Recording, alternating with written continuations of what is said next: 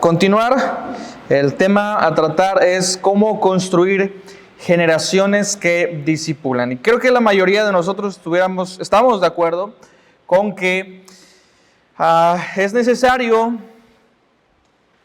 que la próxima generación siga en los mismos pasos de fe que la generación adulta o mayor que está actualmente en las iglesias.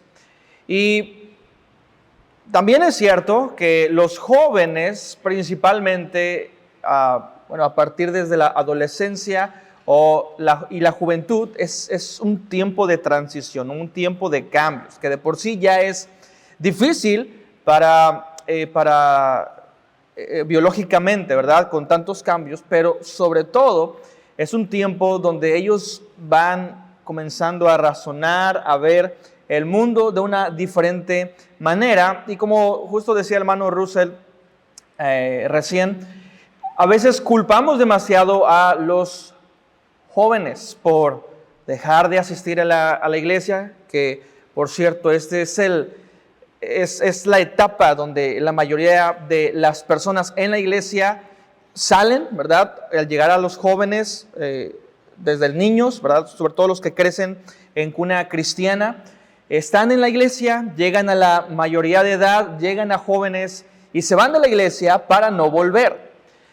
Y pensamos realmente que se debe a la inmadurez de solo ese periodo, pero lo interesante es que la perspectiva judía, ¿sí? A la edad de los 13 años, un judío ya era considerado mayor de edad. A los 13 años. Y es increíble, porque ya se llevaba, ¿verdad?, a las sinagogas, ya se le comenzaba a tratar, a instruir como un adulto, se le compraba las primeras herramientas para trabajar, se convertía básicamente en un hombre a los 13 años. El día de hoy hay personas de 20 años, de 30 años, que aún se siguen comportando como niños. Se visten como adultos, ¿verdad? Manejan carros como adultos, pero son niños espirituales. La gran pregunta es, ¿qué estamos haciendo nosotros como iglesia? Porque muchas veces damos por sentado que las personas que van creciendo en la iglesia son cristianos, ¿sí? Y yo tengo en especial mucha carga por esta generación, ¿verdad?, que crece. Yo mismo crecí en cuna cristiana, ustedes saben, mis papás son pastores de la iglesia. Yo entiendo perfectamente las dudas que hay en un joven que crece, con una persona que crece dentro de la iglesia, que cree que porque sabe las historias correctas, que sabe lo que tiene que saber un cristiano, ¿verdad? Sabe los textos, los pasajes, conoce la Biblia, suponemos a veces que ya es cristiano. Y aunado a eso, muchas veces los padres en su desesperación comienzan a ver y creen que la forma de tratar la rebeldía evidente en el corazón de sus hijos, en la vida de sus hijos, es simplemente decirles, pórtate bien porque tú ya eres cristiano. Tú ya eres cristiano, ¿sí? Y los mismos padres hacen creer a los hijos que porque crecieron en la iglesia o porque hicieron una profesión ya son salvos. Pero la Biblia dice algo muy distinto a eso. La Biblia dice, por sus frutos los conoceréis. Entonces, hemos abordado quizá como iglesia el problema desde una forma incorrecta. Porque no se trata solo del comportamiento, no se trata solo de lo que tú ves, se trata también de lo que no ves. Porque muchos de ellos, de los jóvenes, vienen a la iglesia y cantan y se relacionan con otros cristianos aquí y y no dicen maldiciones, no son evidentemente personas conflictivas dentro de la iglesia, pero que fuera de la iglesia. Nuestros hijos o los jóvenes que crecen en las iglesias se convierten en excelentes actores, fingiendo algo que realmente nunca han entendido. Y hermanos, el día de hoy vamos a tratar eso. ¿Cómo construir generaciones que discipulan? La pregunta es, ¿cómo lo vamos a hacer? La respuesta es, como Jesucristo lo hizo. Como Jesús lo hizo. ¿Sí? Ahora, varias cosas antes de entrar a este tema.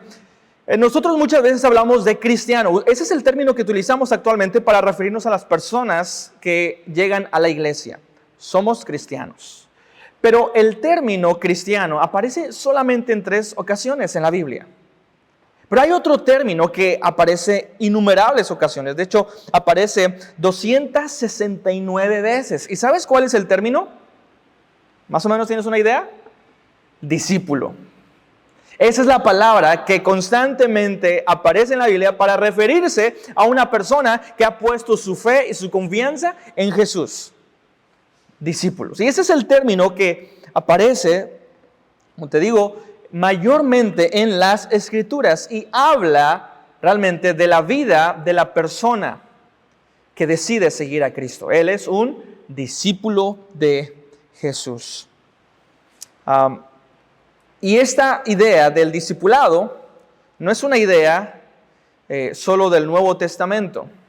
Principalmente en el Nuevo Testamento se les llama discípulos. En el griego la palabra es matetes.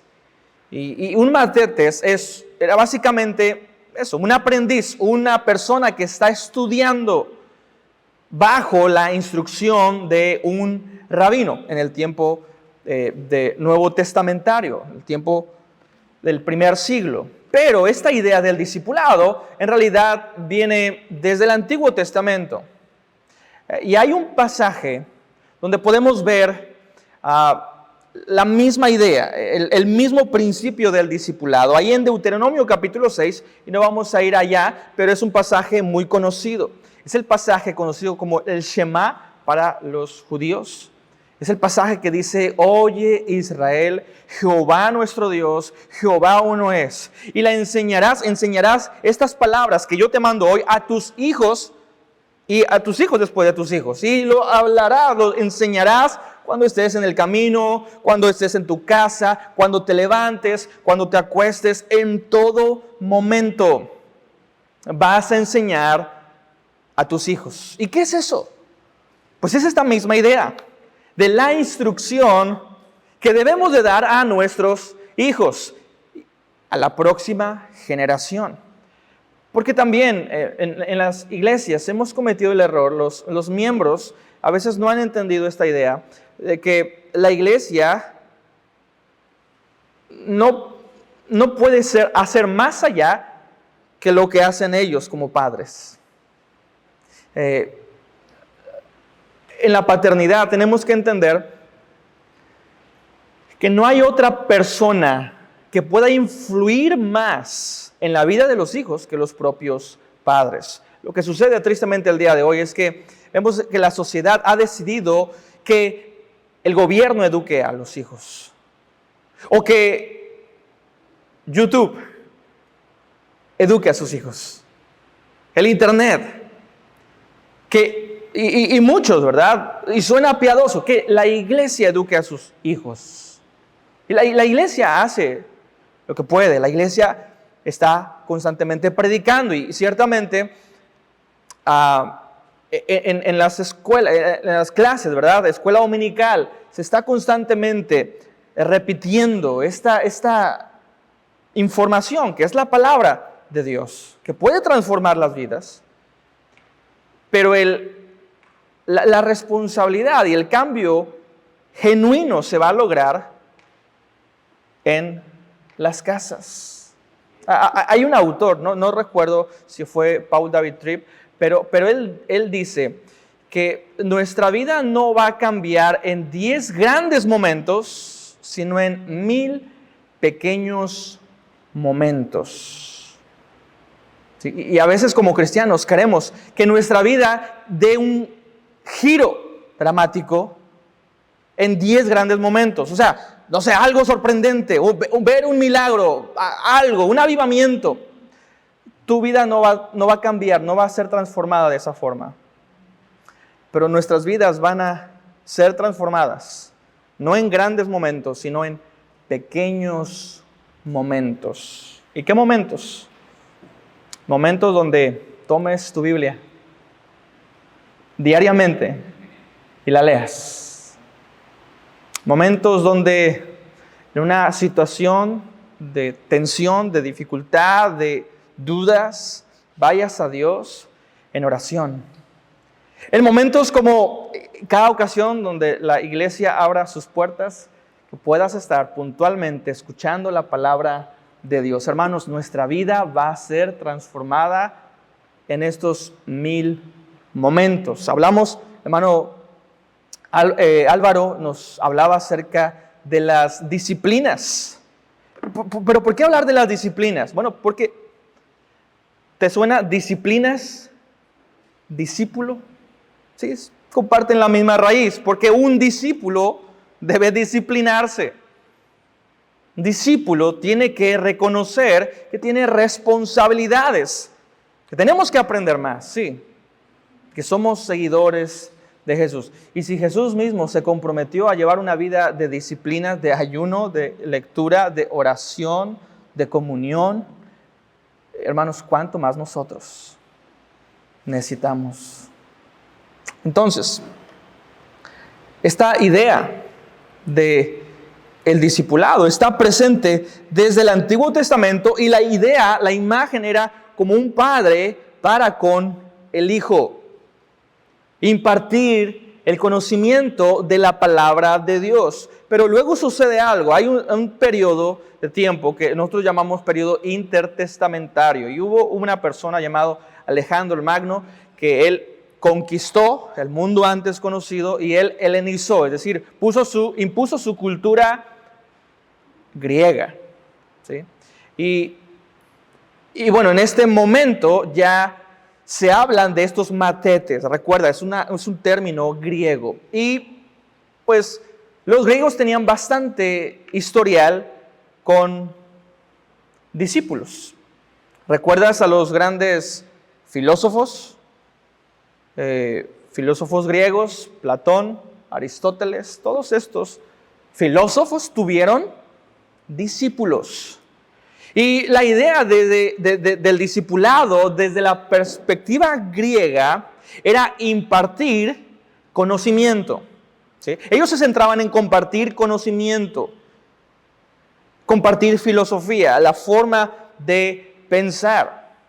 Pero era solo eso, compartir información.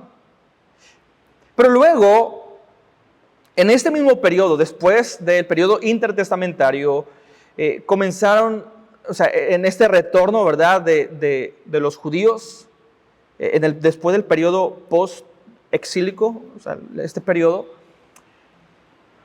comienzan a sentir una gran necesidad de estudiar la Biblia. Y en el tiempo de Esdras, de Nehemías, lo hacen bastante bien. Pero después, las cosas se ponen más difíciles. Porque aquello que comenzó bien puede convertirse en algo malo. De manera que lo que vemos en el Nuevo Testamento es que había rabinos que sí, pretendían ser muy celosos a la ley, pero habían añadido mandamientos de hombres. Y los rabinos tenían esta autoridad, ellos decían, de las Escrituras, para enseñar a otros. Así que ellos mismos tomaron esta idea de los griegos de impartir conocimiento, pero los rabinos dijeron, no solamente vamos a impartir conocimiento, vamos a compartir nuestra vida. No se centraron solo en el conocimiento, en la información, sino también en la vida, en las decisiones. Y es entonces como un rabino podía elegir a discípulos. Y la forma en la que los elegía, le decía, ven, sígueme. Esa era la forma, ¿verdad? podías, tú como rabino, escoger a tus estudiantes, o si tú eras un padre algo influyente y querías que tus hijos estudiaran con cierto rabino, los padres iban con el rabino y le decía al rabino, por favor, educa a mis hijos. Y estas eran las dos formas en las que podías convertirte en un discípulo. Y vemos cómo el Señor Jesucristo estuvo escogiendo discípulos. Él estuvo escogiendo discípulos, pero desde una perspectiva, podríamos pensar, rabínica. ¿Sí? Porque Él era conocido como un rabino. Pero vamos a ver cómo es que el Señor Jesús elige a sus discípulos. ¿Cómo fue ese llamamiento? Y en primer lugar, ahí pueden ver ustedes cuáles son las fases del discipulado. ¿Cómo es que Jesús llama a sus discípulos? Hubo varios llamados. El primer llamado es el llamado a la salvación. A veces pensamos que de pronto el Señor Jesús pasaba y le decía a completos desconocidos, hey, tú, ven, sígueme. Y entonces la persona decía, bueno, no sé quién es este hombre, pero si me dice que lo siga, lo voy a seguir. El día de hoy sería bastante peligroso, ¿verdad? No lo haríamos. De ninguna manera, ni loco, ¿verdad? Dejaríamos que nuestros hijos o nuestros jóvenes siguieran a un desconocido que le dice, sígueme. Y a veces pensamos, o sea, no conocían a Jesús, pero actuaron con una fe ciega. No, sino que vemos, por lo menos en algunos casos de discípulos que realmente ya conocían a Jesús con mucha antelación. El caso de Pedro, de Andrés, de Juan y Jacobo. Ahí en Juan capítulo 1, del 35 al 51. Y esto ocurre después del bautismo. Ellos eran seguidores de Juan el Bautista y después del bautismo de Jesús. Y voy a leer a partir del 37. Dice Juan capítulo 1 verso 37. Dice, le oyeron hablar los dos discípulos y siguieron a Jesús. Mira, esto es mucho antes del ministerio público de Jesús. ¿Sí? Este es el inicio del ministerio de Jesús. Y vemos cómo estos discípulos escucharon a Jesús, siguieron a Jesús. Verso 38. Y volviéndose Jesús y viendo que le seguían, porque ellos ya le seguían, les dijo, ¿qué buscáis? Ellos dijeron, Rabí, que traducido es maestro. Porque ellos están pensando desde la perspectiva, recuerda, judía. Es un rabino. Él es un maestro. Rabí, ¿dónde moras? Ellos quieren escuchar a Jesús. Y dice, el verso 39, Jesús les dijo, venid y ved. Fueron y vieron dónde moraba y se quedaron con él aquel día porque era como la hora 10:00. Entonces vemos que ya hay una interacción mucho antes de que Jesús les diga, sígueme, de una forma pública. Hay un momento donde ellos, los discípulos, por lo menos estos dos discípulos, van a Jesús y quieren conocerle más. Y de verdad no tenemos nada de detalles de cuáles eran las conversaciones en este momento, pero a mí me gustaría pensar que fue el momento de la salvación, o por lo menos ellos escucharon por toda esa noche hablar a Jesús y su propósito en la tierra.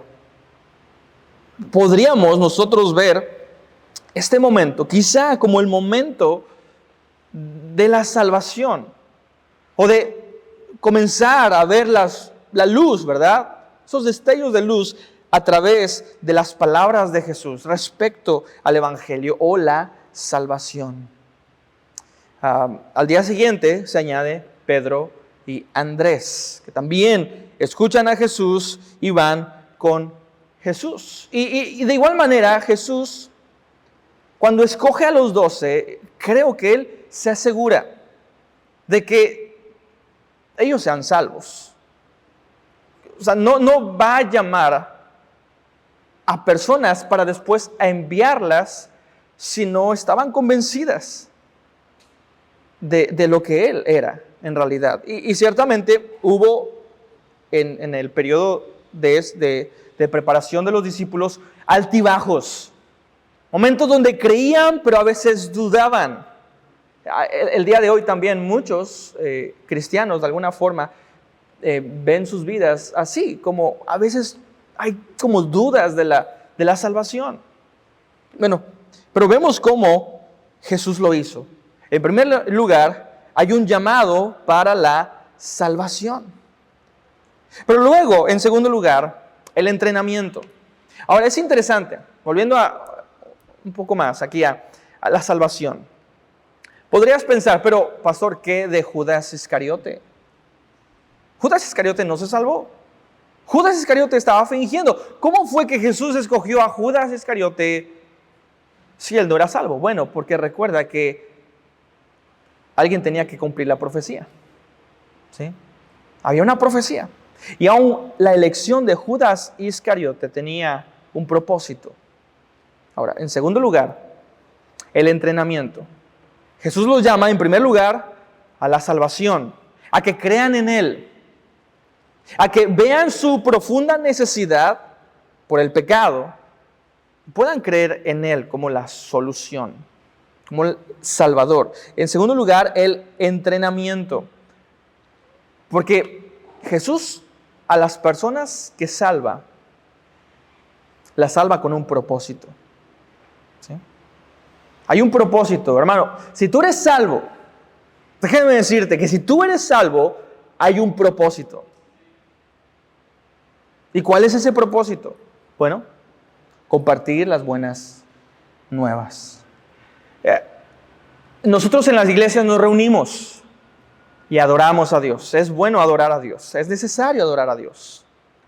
Tenemos comunión los unos con los otros. Y es bueno tener comunión los unos con los otros. Estudiamos la Biblia. Es bueno estudiar la Biblia. Pero ese no es el propósito final de la iglesia. Si fuera la adoración, el propósito final, pues mejor estaríamos en el cielo, ¿verdad? Ahí va a ser una adoración eterna. Si fuera el propósito el conocer más, de igual manera, en el cielo lo sabremos todo, lo conoceremos todo. Pero hay un propósito más allá de la iglesia, de las paredes, del edificio, que es llegar al mundo inconverso. Pero para esto, hermanos, hay un entrenamiento. Somos llamados al entrenamiento, a la capacitación. Dios no va a mandar a alguien sin primero capacitarlos. Y antes de la comisión, y bueno, hubo otro momento donde Jesús llama a sus discípulos y los manda de 2 en 2, ¿verdad? Pero antes de eso, Jesús tenía que prepararlos. Jesús tenía que trabajar con sus vidas. Y cada uno de los hombres que nosotros conocemos en las Escrituras fue preparado de alguna forma para cumplir el propósito de Dios. Piensa en Moisés. ¿Él fue preparado para guiar al pueblo esos 40 años? Sí, él fue preparado. Fue preparado por 40 años también. Ahora, quizá 40 años de preparación para nosotros sería demasiado, ¿verdad? Pero es cierto. Hubo muchos otros hombres. El apóstol Pablo también tuvo un periodo de preparación. Los discípulos tuvieron aproximadamente 1 año y medio de preparación. ¿Sí? Y hermanos, tenemos que entender que como cristianos hay una necesidad. Si eres discípulo de Jesús, estás siendo entrenado. ¿Y cuál es la forma en la que eres entrenado? Y hay institutos para esto, ¿verdad? Pero tú dices, yo no puedo ir a un instituto, yo tengo un trabajo, yo tengo responsabilidades. No puedo irme a un instituto a prepararme 3 años o 4 años. Entonces, ¿cómo vamos a ser preparados? Pues en la iglesia somos preparados. En momentos como estos somos preparados. Hermanos, y la preparación es importante. El conocimiento es importante. Y tenemos que estar preparados. Pedro habla de esto, de estar siempre preparados para defender nuestra fe ante todo aquel que la demanda. Tenemos que estar preparados. Y esta es la segunda fase, la preparación. Y yo siempre animo a los hermanos en la iglesia a hacer anotaciones, a tomar una actitud de estudiantes cuando nos reunimos. A veces damos por sentado que nuestra mente va a retener todo lo que el pastor está predicando. No. Y creo que fue un pastor, David Platt. Él estuvo en lugares como África, Asia, y él decía que cuando él tenía la oportunidad de congregarse con personas para predicarles en esos países inclusive cerrados al evangelio, nadie lo miraba. Y todos estaban agachados y escribiendo todo lo que él decía. Porque tenían una hambre, una necesidad de escuchar la palabra de Dios. Y hermanos, nosotros también tenemos que entender esto. Cuando nos reunimos tenemos que tener la actitud de aprendices. ¿Sí? El deseo de ser discipulados, de aprender más. Inclusive, vemos el caso de una iglesia, de la ciudad de Berea, ¿verdad? Y nos habla en Hechos, Lucas dice que estos eran más nobles. Y la nobleza de los de Berea venía por el hecho de que ellos, después de escuchar al apóstol Pablo, iban a sus casas y ellos revisaban que lo que Pablo esté diciendo sea lo que la Biblia dice. ¿Y qué necesidad, hermanos, hay en nuestras iglesias de tener ese mismo deseo de ser aprendices, de ser enseñados, de ser capacitados? Cada reunión en tu iglesia, tú la tienes que ver como una clase que te va a ayudar no solo en tu crecimiento, pero en la forma en la que tú vas a predicar el evangelio a las personas que te rodean. Tenemos que verlo de esa forma. Somos llamados, en primer lugar, a la salvación, a creer. En segundo lugar, al entrenamiento. Pero en tercer lugar, Jesús llama a sus discípulos, y ahí en Lucas capítulo 6, vemos el pasaje. Lucas capítulo 6, verso 12.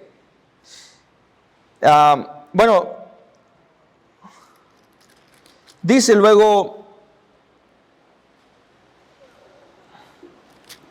Lucas 6, 12. En aquellos días fue al monte a orar y pasó la noche orando a Dios. Versículo 13. Y cuando era de día llamó a sus discípulos y escogió a 12 de ellos, a los cuales también llamó apóstoles. Ahora, hablamos de 12 discípulos, pero nos damos cuenta que eran 12 apóstoles. La pregunta es, entonces, ¿qué eran? ¿Eran discípulos o eran apóstoles? La respuesta es, pues, los dos. Ambas cosas, porque ellos eran discípulos. Ellos estaban aprendiendo de Jesús, pero también Jesús los llama a enseñar a otros. Ahora ellos, en cierto sentido, se convierten en rabinos, en cierto sentido, ¿verdad? Están ahora enseñando a otros, son enviados a otros. Y también somos llamados a ir a otros. Cada predicación que tú escuchas, debes de pensar en esto. Dios quiere trabajar en tu vida a través de la palabra, pero Dios quiere Dios quiere trabajar en la vida de otros a través de lo que tú aprendes y puedes compartir. ¿Sí? Entonces, Estos son los discípulos que ahora se convierten en apóstoles.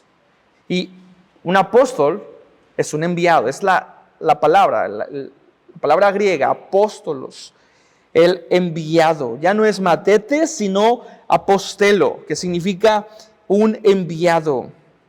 ¿Sí? En Marcos capítulo 6, versículo número 7, Marcos 6, 7 dice: después llamó a los 12 y comenzó a enviarlos de dos en dos. Jesús los envía en parejas. Los envía de dos en dos. Pero hermanos, no nos equivoquemos. Esta no es la gran comisión todavía. ¿Sí? Este es un entrenamiento que tiene esta primera fase, ¿verdad? Ahora Jesús los envía a aplicar lo que han aprendido. Y este es el momento donde Jesús los manda y les dice: no lleven capa, no lleven mucha comida, viajen lo más ligero posible. ¿Sí? ¿Por qué? Porque este periodo en el cual serían enviados durarían semanas o meses y después regresarían para seguir aprendiendo más. Porque un discípulo nunca deja de aprender.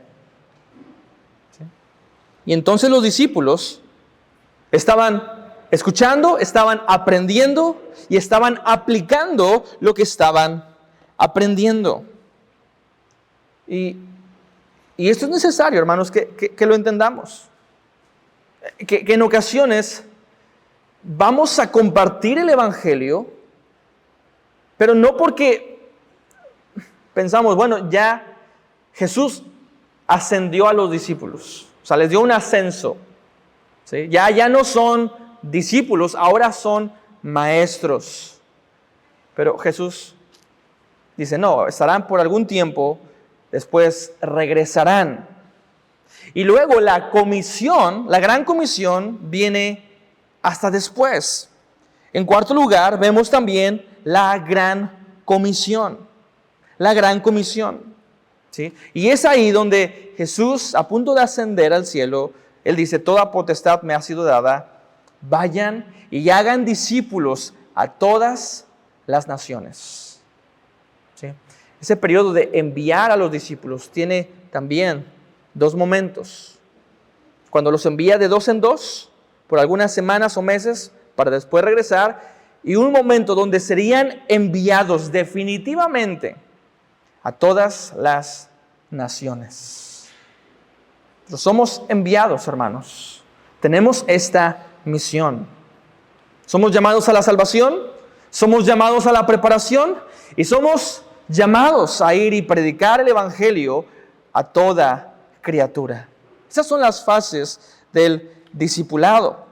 Ahora, en segundo lugar, las fallas de los discípulos. Y aquí vamos a hablar un poco más acerca de cómo Jesús tuvo que lidiar con esos discípulos. Tratar con personas es difícil. ¿Sí? Convivir con personas todo el día, los 7 días de la semana, es más difícil. Si pensamos que de pronto la iglesia se vuelve conflictiva cuando los hermanos se reúnen solo 3 o 4 veces a la semana, piensa en estos discípulos que estaban con Jesús, que estaban 24/7. Y los evangelios dejan ver los problemas que hubo entre ellos, las discusiones que hubo entre los discípulos, porque eran inmaduros. Y podemos ver cada una de las fallas que los evangelios presentan de los discípulos. Y quizá el más común que Jesucristo repitió cuando se refería a los discípulos, decía: hombres de poca fe. Y constantemente Jesús les estaba diciendo: ustedes son hombres de poca fe. Ustedes están dudando, ustedes no están creyendo del todo. Y Jesús estuvo exhortando, Jesús estuvo hablando en algunos momentos duramente con la incredulidad, con la falta de fe de los judíos. Ahora, hay personas así en nuestras congregaciones, ¿sí? Hay personas que dependen tanto de sus emociones, son tan volubles. Un momento están acá y al día siguiente están deshechos por circunstancias, por problemas. ¿Y qué hacemos nosotros? ¿Cómo podemos nosotros enfrentar la falta de fe? Si queremos de alguna forma influir en esas generaciones, ¿qué es lo que tenemos que hacer? Y la respuesta es lo mismo que Jesús hizo. Ahora, pregúntate, ¿qué fue lo que hizo Jesús para lidiar con la falta de fe de los discípulos? ¿Qué fue lo que hizo Jesús? Pues sí, fue paciente. Pero Jesús quería trabajar en sus vidas. Él quería que ellos se convencieran que Él era el Mesías, que Él era Jesús, y lo hizo a través de los milagros. ¿Sí? Los milagros, hermanos, no eran principalmente para los judíos. Aunque Pablo dice, ¿verdad?, que los judíos quieren milagros, los griegos buscan sabiduría. Pero mira, Jesús ya sabía que el pueblo judío lo iba a crucificar. ¿Por qué Jesús aún hizo milagros para el pueblo que finalmente no iba a creer en Él? Bueno, porque Jesús no hizo los milagros para los judíos. Jesús hizo milagros principalmente para sus discípulos, para que se convencieran, para que realmente creyeran. Y aunque Jesús ya les había dicho que iba a resucitar, Jesús se apareció después de resucitar en varias ocasiones para que no hubiera duda a los discípulos. Entonces, los discípulos dudaban, eran faltos de fe. ¿Y qué fue lo que hizo Jesús? Milagros. Ahora, quizás estás pensando, pastor, yo no puedo hacer milagros. ¿Cómo puedo yo tratar con la falta de fe de las personas en mi iglesia, en mi congregación, con los jóvenes? Bueno, pero tenemos que pensar cuál era el propósito de los milagros. ¿Qué era lo que los milagros demostraban? Los milagros demostraban el amor de Dios. ¿Sí? El amor de Dios. Que Dios amaba a las personas. Y los milagros demostraban el reino de Dios. ¿Sí? Porque, mira, en el cielo, lo que hace del cielo un lugar impresionante, bueno, es la presencia de Dios sobre todas las cosas, pero el reino de Dios, el cielo mismo, es un lugar especial porque no hay enfermedad. ¿Sí? No hay muerte. Y Jesús hacía milagros para demostrar que el reino de los cielos se había acercado. Jesús amaba a las personas a quienes sanaba. ¿Y qué es lo que tenemos que hacer nosotros? Amar. Hay personas que tienen falta de fe. Hay personas que a veces dudan. Hay personas emocionales que dependen mucho, pero mucho de su estado de ánimo. ¿Y qué es lo que nosotros tenemos que hacer? Es demostrar el amor de Cristo. Ser pacientes. Jesús fue paciente con ellos. Y sobre todo que a veces somos intolerantes con otras personas. Y queremos que rápido aprendan, entiendan las cosas, entiendan las lecciones y haya un crecimiento, haya una madurez. Pero si somos realmente sinceros, no podríamos exigirle a otras personas lo que ni siquiera vemos en nuestras propias vidas. Porque las personas no conocen realmente quién eres. No conocen realmente tus pecados. A veces otro autor decía, que a veces somos intolerantes con los pecados de otros que voluntariamente toleramos en nosotros mismos y nos volvemos ciegos a nuestra propia ceguera. Así que, ¿cómo enfrentamos la falta de fe? Como lo hizo Jesús, amando a las personas.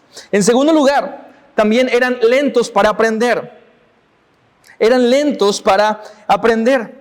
Jesús decía las parábolas y los discípulos no entendían. Y tenían que ir a Jesús y preguntarle, oye, ¿qué quisiste decir con esto? Ellos no entendían el propósito de Jesús. Jesús les enseñaba, Jesús les daba mandamientos y ellos no lo entendían. Inclusive cuando Jesús les hablaba acerca de su padecimiento, de su sufrimiento, de su muerte, que era por la voluntad de Dios, ¿qué decían los discípulos? No, jamás eso te acontezca. Pedro dijo, inclusive yo voy a ir, yo daría la vida, yo moriría juntamente contigo. No entendían. Eran lentos para aprender. ¿Pero qué hizo Jesús? Les siguió enseñando. Jesús siguió enseñándoles. Hermanos, nuestro llamado es a enseñar, a predicar todo el consejo de Dios. Hay momentos donde yo soy tentado también, estando estudiando o inclusive detrás del púlpito. A veces vienen pensamientos como, ¿realmente esto hará la diferencia en la vida de personas? ¿Realmente lo que hacemos detrás de un púlpito al predicar, al enseñar, puede santificar a algunos? La respuesta es que si tú lo haces en tus fuerzas, no podrás lograr nada. No hay nada que tú puedas decir en tus propias fuerzas para lograr un cambio en la vida de las personas. Pero hermano, no se trata de lo que nosotros podamos decir, se trata de lo que Dios dice en su palabra. Y la palabra de Dios tiene la posibilidad de cambiar vidas. Y personas que han estado años quizá en la iglesia, no han entendido realmente algunos principios o inclusive el evangelio. En algún momento el Espíritu Santo va a llevar una predicación, va a llevar un principio, quizá un pasaje, y de pronto, ¡pum!, van a entenderlo. La iluminación, hermanos, es del Espíritu Santo. Y sí, Dios usa nuestras predicaciones. Y tenemos que prepararnos bien para predicar. Pero es en el momento de Dios. Y Jesús fue paciente. Jesús le siguió enseñando a sus discípulos. Día a día hubo enseñanzas. Por 1 año y medio, Jesús les enseñó. Les predicó. Y después resucitó. ¿Y qué hizo? Les siguió enseñando. Siguió predicándoles. Hermanos, compartir la palabra de Dios es lo que puede hacer la diferencia en la vida de las personas que están a nuestro alrededor. Comparte la palabra. No sabes en qué momento Dios podría trabajar en sus vidas, en sus corazones y tener la iluminación. Pero nuestro deber, hermanos, es predicar la palabra de Dios. Pero en el tercer lugar también ellos eran orgullosos. ¿Sí?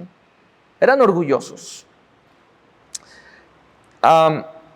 Y hubo varios momentos donde había discusiones entre los discípulos y las discusiones se centraban en quién es el mayor entre nosotros. ¿Quién es el que va a ocupar el sentarse a la diestra y la siniestra de Jesús? ¿Quién merece más honor entre los discípulos? Eran hombres llenos de orgullo.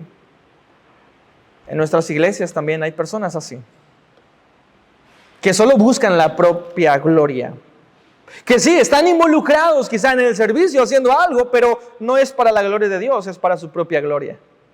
Quieren recibir aplausos.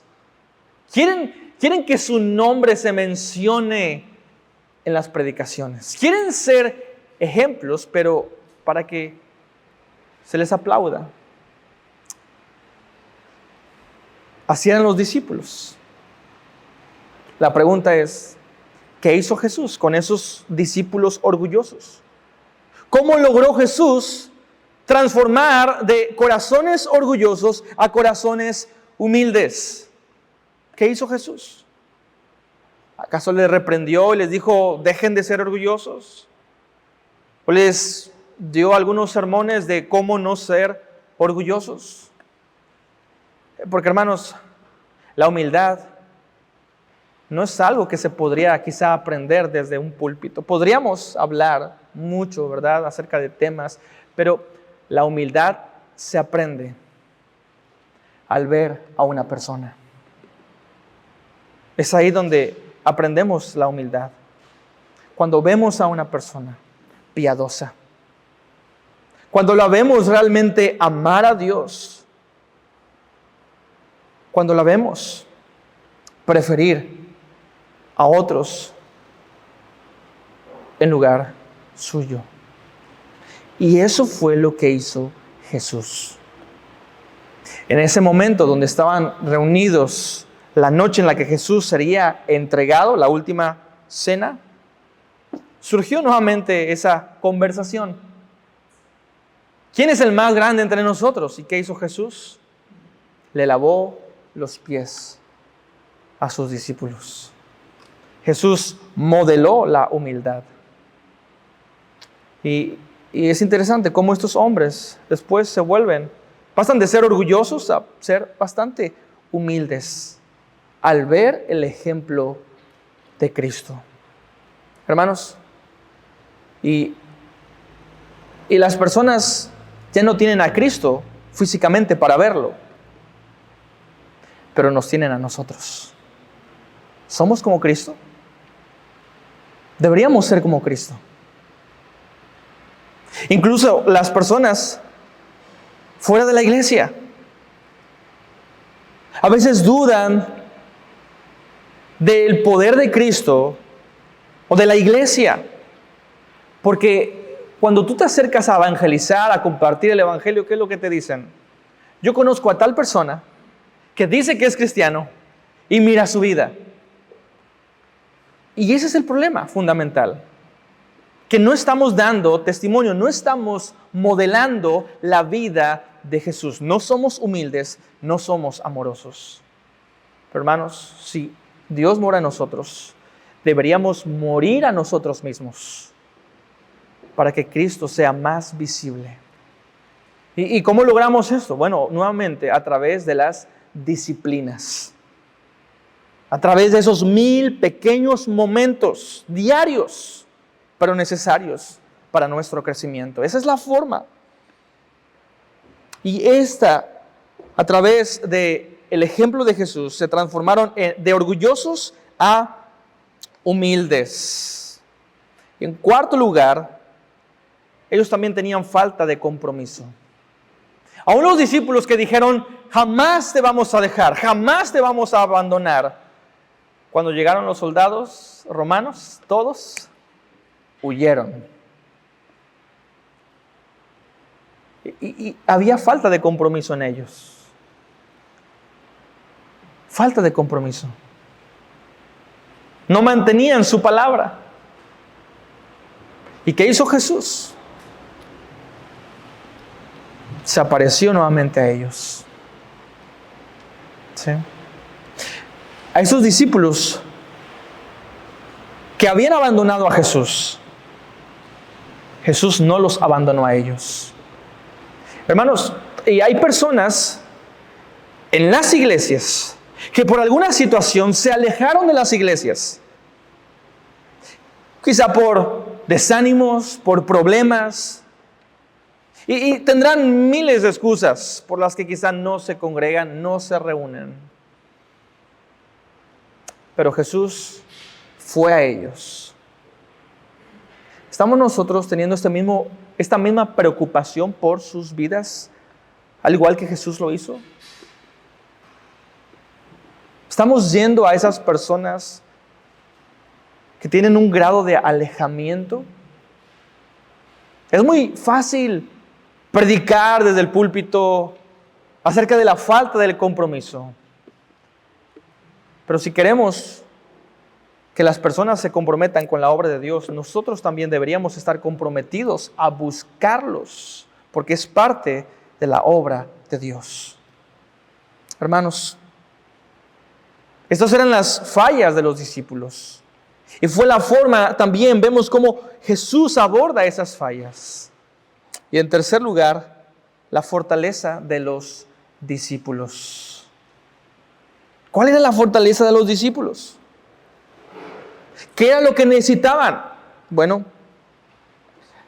en Juan capítulo 20 y verso 19, habla acerca de la resurrección y dice así: cuando llegó la noche de aquel mismo día, el primero de la semana, estando las puertas cerradas en el lugar donde los discípulos estaban reunidos por miedo de los judíos.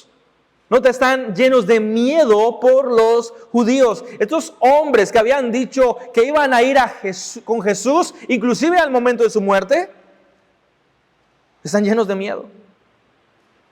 Están encerrados por miedo de los judíos. ¿Y qué hizo Jesús? Aunque los discípulos abandonaron a Jesús, Jesús no los abandonó. Vino Jesús estando en medio de ellos y les dijo: paz a vosotros. Y cuando les hubo dicho esto, les mostró las manos y el costado, y los discípulos se regocijaron viendo al Señor. Y entonces Jesús les dijo otra vez: paz a vosotros. Como me envió el Padre, así también yo os envío. Y nota lo que dice el verso 22. Y habiendo dicho esto, sopló y les dijo: recibid el Espíritu Santo. La fortaleza del discípulo. ¿Cuál es?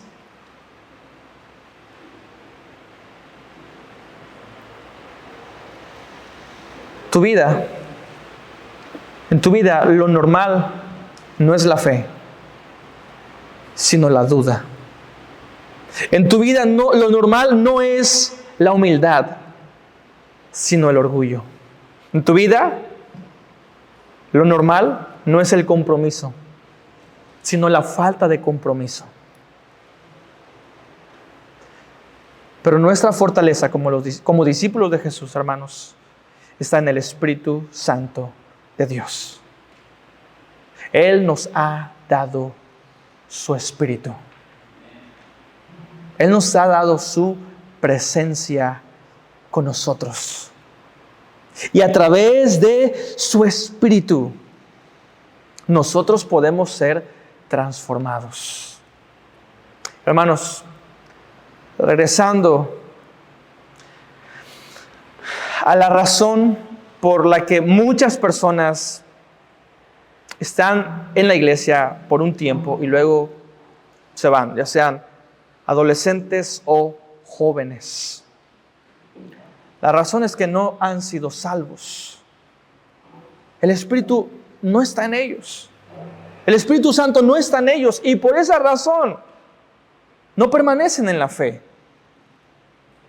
Y sí, es necesario y es importante pasar tiempo con todas las generaciones, como pastores. A veces hay un gran abismo, ¿verdad?, en edad, quizá de muchos pastores, que no pueden, no se sienten a gusto interactuar con jóvenes o con adolescentes, inclusive con niños. Pero hermanos, es parte de nuestro llamado a pastorear. No somos llamados a pastorear cierto sector de nuestra congregación. Somos llamados a pastorear a cada una de las almas en nuestras congregaciones. Jesucristo mismo pasó tiempo con niños. Jesús también pasó tiempo con jóvenes. Y todos nosotros como pastores también deberíamos estar involucrados en la vida de cada uno de los asistentes o miembros de la iglesia. Hermanos, y ciertamente la responsabilidad no es totalmente nuestra. Y nuevamente tenemos que enseñar a los padres la responsabilidad que tienen delante de Dios. Ellos serán los que darán cuenta de sus hijos. Pero nosotros tenemos que estar involucrados también en capacitar, en discipular a cada una de las generaciones de nuestras iglesias. Hermanos, que el Señor les bendiga.